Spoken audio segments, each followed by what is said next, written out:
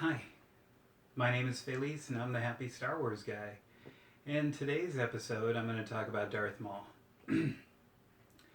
Darth Maul is an interesting character, first introduced in Phantom Menace and then later had backstories. And today we're going to talk about those backstories and talk about how he's going forward into a perspective TV series. So, with that being said, Darth Maul was obviously an apprentice of Darth Sidious. Darth Sidious found this young boy, this young child rather, on Darthamir and worked negotiation with the Sisters of Darthamir. The Sisters of Darthamir are a sisterhood of Sith witches who understand the dark side a little bit deeper than Darth Sidious did, and Darth Sidious wanted to learn all aspects of the dark side. So he took on an apprentice, Darth Maul. Darth Maul ends up being in Phantom Menace and we thought was killed. And then later on in the Clone Wars, we see Darth Maul come back. His brother, Operus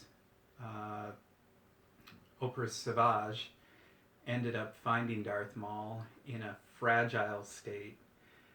Darth Maul was going through the trauma of being cut in half by Obi-Wan Kenobi, and Darth Maul created himself legs, and he looked kind of like a cyborg spider for a while, and was driven mad. Oprah Savage helped Darth Maul come back and kind of regain his mentality to be stable again. Darth Maul eventually ended up having two cybernetic legs that were normal, not spiderish. And so Darth Maul ends up regaining his mentality and is on a vengeance rampage to find Obi-Wan Kenobi and take him out. And in the process, Darth Maul ends up making friends with a group of Mandalorians. He ends up taking over Mandalore, and then eventually Darth Maul takes this troop of not only Mandalorians but also his brethren at Darthamir come to help him, and they overthrow the Black Sun. And the Black Sun is one of the largest slum smuggling, bounty hunter-ish organization. It's like the mafia of Star Wars is Black Sun.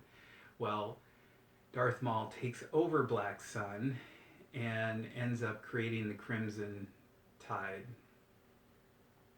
The Crimson Tide ends up showing up in Star Wars Solo with Kira, and it ends with Kira talking to Darth Maul and there being this conversation.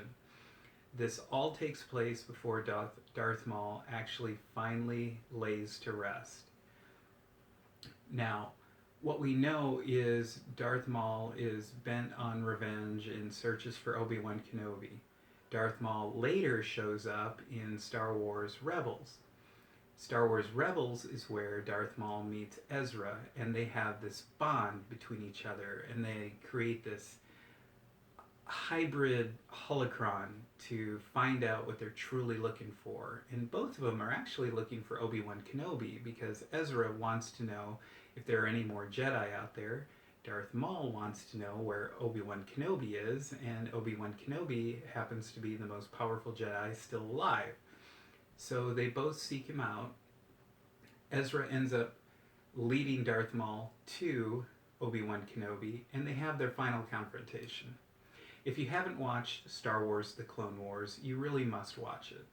That way you can kind of see the continuity between all of the fun characters that we love and adore, and that we've come to appreciate, but didn't know that there was more of a storyline. Star Wars Rebels ends up concluding the story of Darth Maul, and it is a really good story to watch as it evolves into not so much a Sith trying to rule the galaxy, but a Sith bent on looking forward to closure. And I find that really interesting in Darth Maul's character.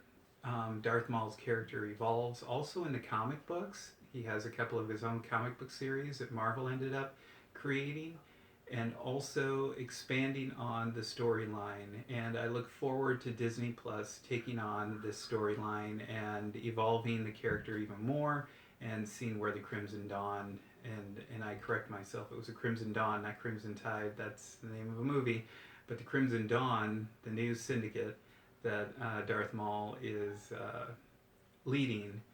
I really think the new movie is going to touch base more or less on that, the new TV series, and I look forward to it. And I hope you enjoyed this short little video on my take on Darth Maul and a little bit of a synopsis of him. My apologies if you haven't read all these or seen all these Star Wars stories, but there is so much more from this video that you can see while watching Clone Wars, while watching Star Wars Rebels.